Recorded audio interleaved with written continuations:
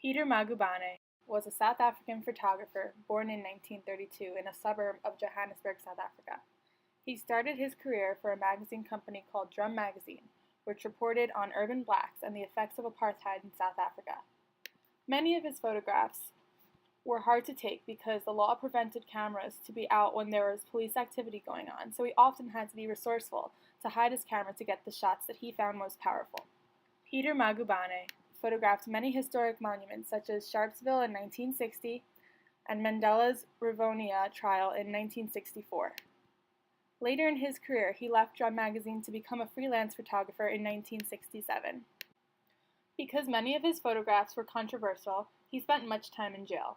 After his release, Magubane photographed the Soweto riots in 1976. He was arrested again for a short time, but his photographs led him to a job offer for Time magazine. Most of his photographs focused on the apartheid and the struggles that the black people of South Africa had to face during this time. Magubane devoted his career to documenting social issues that affected the oppressed black population of his country. He took pictures not as a hobby or as an art form, but to bring about social change. This photograph portrays a tool of the apartheid government called a dome pass that was required to be carried by all blacks to limit their movement. This image draws attention to the power of the pass and equates the worth of this man to this piece of paper.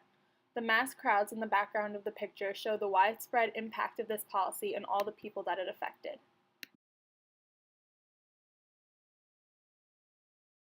This famous picture taken by Magubane of a Europeans-only zone shows the distinct divide amongst the people of South Africa.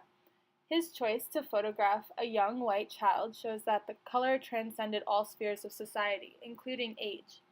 This picture shows that even though the girl is young, she still has more rights than the older black woman because of the color of her skin.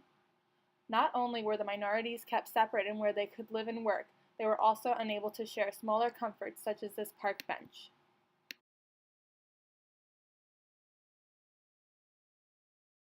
This portrait of a black woman very clearly shows the toll that apartheid took on black people mentally and physically. The expression on this woman's face is hard and full of hopelessness and sorrow, and she is very clearly looking aged and defeated. This picture speaks to the hardships she has faced in her life in time of apartheid. She is also photographed in a window of a building that looks as if it is unstable and falling apart. The use of the black and white in this photograph brings out her piercing eyes and gives the photograph a solemn feeling. All of Peter Magubane's ethically evaluated photographs do a good job of making the viewer think about apartheid and showing the whole truth about how the people of South Africa lived.